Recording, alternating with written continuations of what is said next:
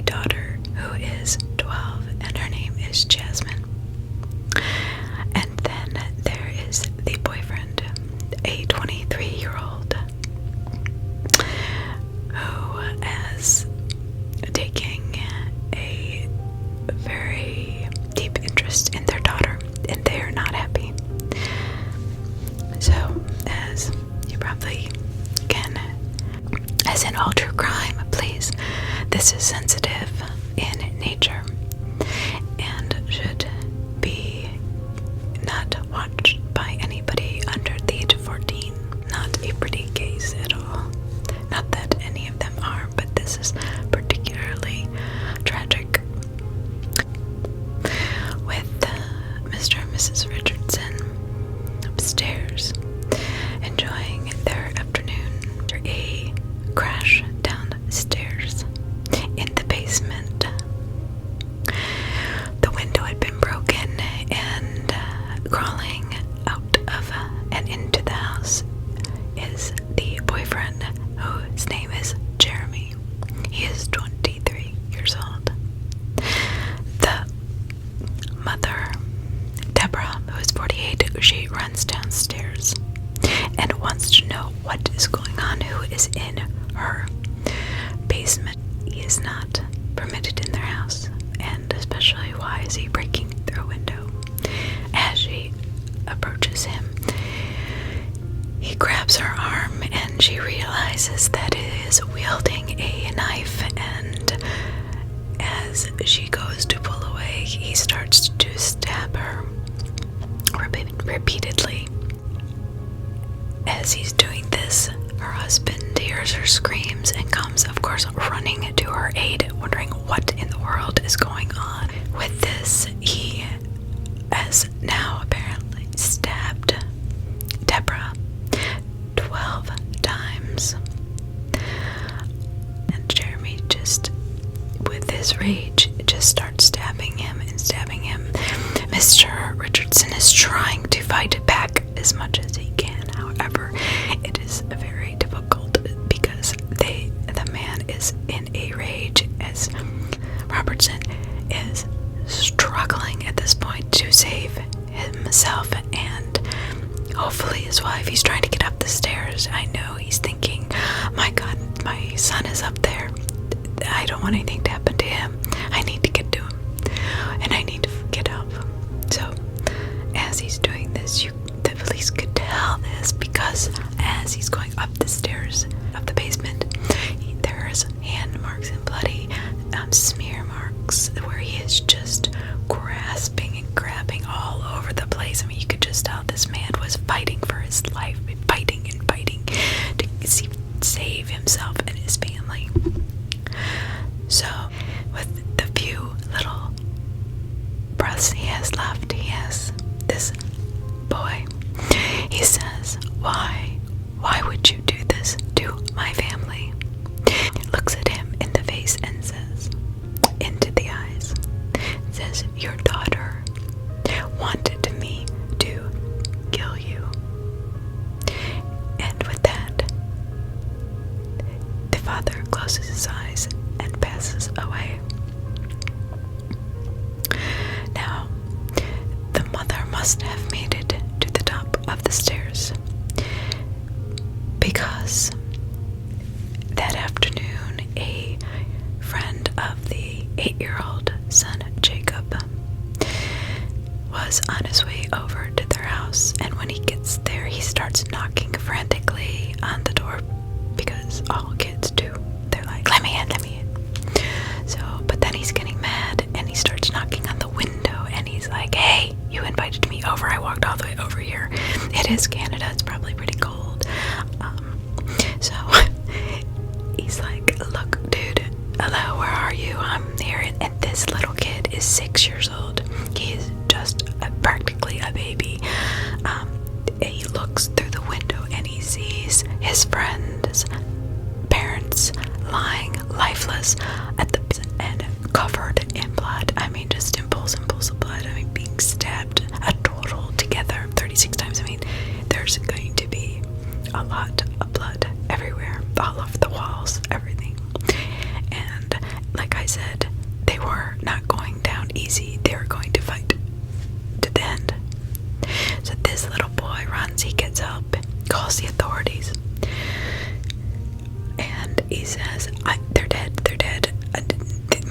Parents' friends are dead, and the authorities are like, okay, let's go over. Well, the police officer looks into the window and says, oh my god, you're absolutely correct. He opens the door, he kicks in the door, he starts to examine the scene. He realizes that the parents are deceased. Excuse me. So then he asks the little boy, the 6-year-old, but what were you doing here? And the little boy is, my friend is here somewhere. He's got to be. I was supposed to meet him here. We're gonna play. So as the police investigate further, they realize that Jacob is in his room, most certainly upstairs and in the house. But he's lying on his bed with his throat cut from ear to ear, with a gaping hole in his neck. My question here is, this does not appear to be the same killer. You don't stab two people 36 times and then slice the throat so deep that it leaves a gaping hole in the neck of another, and literally you can see it gives the impressions of the person who is on top of the little boy and was holding him down to watch him die, and Jeremy had no reason to kill this little boy, but somebody must have. So as the police investigate further, they realize that their 12-year-old daughter is missing, and they start to panic. They're like, oh my god, there's a crazed serial killer out there. There's a murderer. She's probably kidnapped or killed. Maybe she's outside. Maybe, so they start looking for her and realize that there is no sign of her. She's not there. But it doesn't take them long to find her. See, because she had also been at the house the same time Jeremy was. However, this 12-year-old girl was upstairs in her brother's room, and she was the one over top of him, slicing his throat from ear to ear, causing the gape in his neck that killed him. Apparently, according to reports, she just sat there and watched the life fall out of his eyes. That is very disturbing. That is probably one of the most disturbing parts of this entire story. This kid was 8 years old. 8 years old. There's nothing he would have done except she was 12, so that's a big age difference, and it seems like maybe that she was jealous of Jacob and saying that she was pissed at her whole family and had probably many years of rage against her brother and resentment and jealousy, decided that he must go too. Now, they're all excited. They get this girl, Casey, had driven them there, and she's also driving them after the crime to a friend's house to drop them off to party some more. And now the police ask her, well, did you not know about these, what they were going to do, what was going on? And she said, no, I had no idea. I just drove them over there. However, they came out, yes, there was some blood on their clothes and their shoes, and there were some weapons. Yeah, I guess there was weapons too. Yeah, duh. These are, I don't believe her. I just don't. Maybe she's telling the truth. Maybe she really did not know. But you'd have to be pretty dense at 19 not to realize what was going on, that it wasn't something good. Nothing comes out of a situation. Nobody comes out of a situation with a bunch of blood on them. And when you stab somebody so many times, you're definitely not going to come out of that situation clean at all. There was no accounts or reports. I got most of my information from my favorite writer and some other sources. Rosewood True Crime. Which I really like to read him. He's very good. He's written a lot of books. He's saying she doesn't know anything. The police find them. They're partying it up, having a great time. As they're arresting them, police are telling them about our family, and she just has no life or feeling or remorse in her eyes. She's just looking at the police like, yeah. And now I understand teenage rebellion. I was a rebellious kid, but you grow out of that and you become an adult. And I never wanted to kill my parents. I mean, ever. That was never a thought that entered my mind. I love them very much. I may not have agreed with them, but that doesn't mean that I wanted to murder them. But as these three are arrested, Casey was arrested for tampering with evidence. The questions are endless as to why these two were even together, this 12 and 23-year-old. Well, apparently Jeremy at 23 was not all there mentally. Not that he was, really, he was just kind of strange. He believed that he was a 300-year-old vampire or werewolf, and he was a vampire, and he also kind of practiced in the occult and the Gothic, the true Gothic beliefs. His were not good. He enjoyed cutting, he enjoyed blood, he enjoyed just weird, bizarre, kinky things that most of us probably wouldn't even think about. They are arrested. Casey's charged. And of course, Jeremy at 23 is charged as an adult with 3 murders. And then Jasmine is also charged with 3 murders. However, being that she is 12, is charged as a minor, and the laws of Canada do not allow the media to report anything that a minor does to the public. So the fact that she actually sliced her brother's throat or had anything to do with their parents' crimes, she is protected from that. But Jeremy is not, and neither is Casey. And I'm sure that it ruined Casey's life. I'm sure it didn't really go into her details, but I can imagine that it wasn't good for her future. The love for her was obsessive, obviously. I mean, he had this little girl that he was in love with, and he apparently didn't see himself as 23. I don't think most 23-year-old normal men would be interested in a 12-year-old girl. I don't know, I could be wrong. But if they are, they're probably not. Something's going on other than just being attracted to a little girl.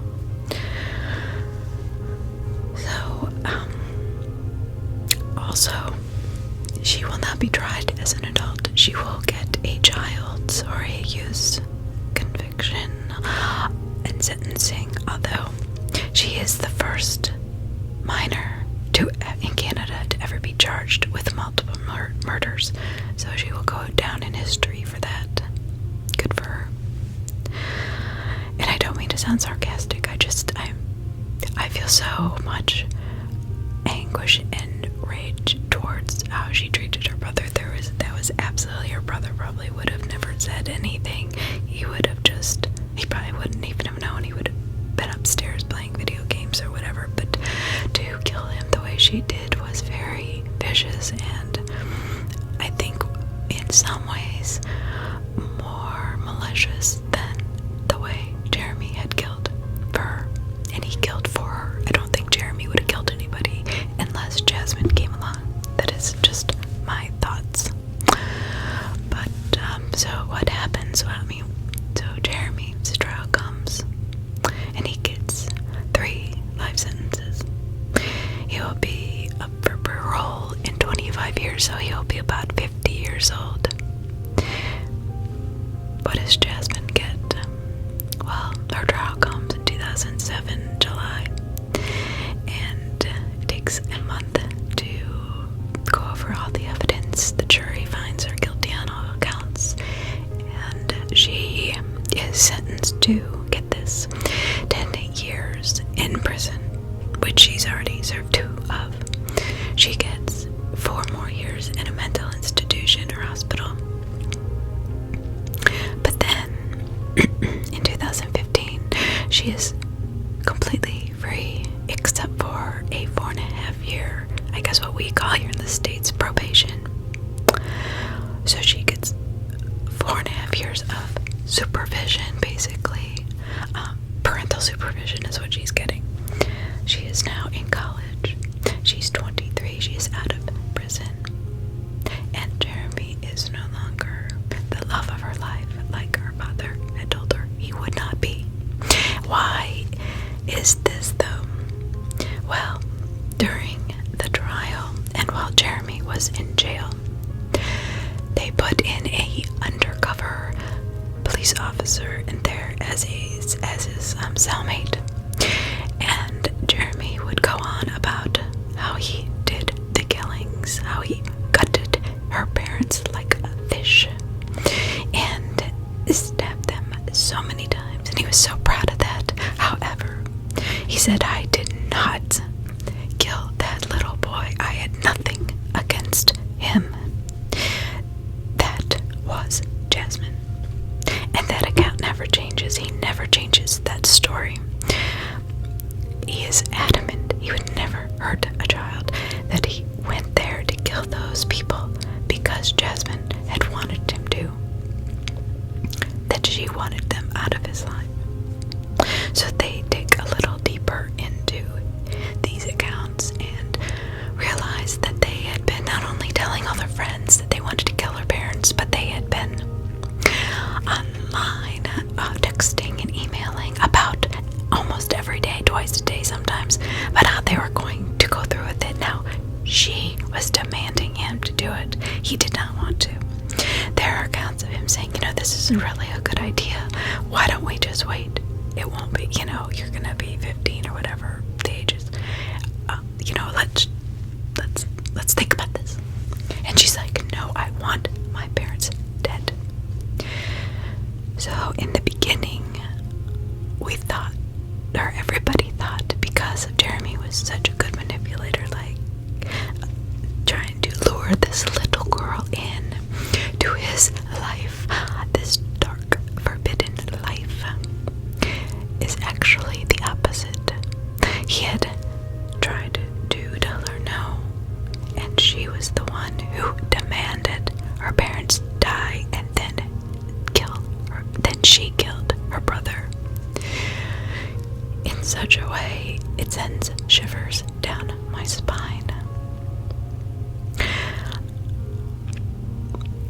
So this young girl is pissed that when he gets on trial, he says to the jury the same thing. He says, yes, I killed the parents because she told me to, but I did not kill that boy. I would not kill a child, and I had nothing against Jacob, the boy, the little boy. And she is livid. You know what she says? She has the nerve to tell him that he has betrayed her. Betrayed. I just killed your parents for you. I'm spending the rest of my life in jail, and you won't talk to me anymore because I betrayed you, because you're the one who killed your brother in such a sadistic, horrible way. Apparently, she just pissed, and she never speaks to him again. But up until that point, she was, I love you, we're gonna work this out, we're gonna have such a great life together, don't worry, just go through the trial, it'll be fine. All along thinking that he would never tell the truth about what she did, and it would never come out. Now, probably if that piece of evidence had not come out, she would have gotten even, maybe no sentence, maybe just probation, because that really puts her there and makes her a murderer. But she is charged with all 3 crimes and all 3 murders, and to get only 10 years. I mean, she's 14 when the trial happens because it took 2 years. The murders were in 2005. So she has 8 years to do behind bars. In 2015, she is free to go. In college, lives her life, and God knows who she's going to manipulate and destroy in the future. I think that is the worst part, knowing that she was the mastermind behind this, that she had the power at 12 to convince this man to kill her parents, and had just the guts, I don't even know how to explain it. I'm really lost for words. To do that to her little brother. What will she do next? I have not looked it up, but I'm going to look her up. Canadian law is interesting, and I found this out from other cases that I have read and researched, that they really do protect people who are minors, and that they give them another chance to go back into society and have a life, and that's fine. But such a, I don't know, I don't know why, I just think this is such a horrible crime, that there is something in her mind that is not okay. I know she spent 4 years in a mental hospital, but that this girl there's something not wired right. And I'm gonna try to see if I can find any information on what she's doing today, because that was 6 years ago, so almost 7. Can't believe it's almost 2022.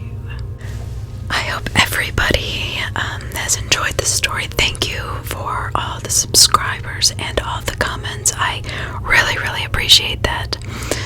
You have no idea. It is such a gift for me to be able to do this. I love true crime, and I love listening to true crime, and you can find everybody that I listen to on my channels. I keep everything public. I mean, I am happy to promote any of the other ASMR artists, whether they do true crime or not. There are so many great people. We all have different voices. We all have different presentations. So if one day you don't want to listen to me or somebody else, I've got a whole list of people for you to listen to, and I've just been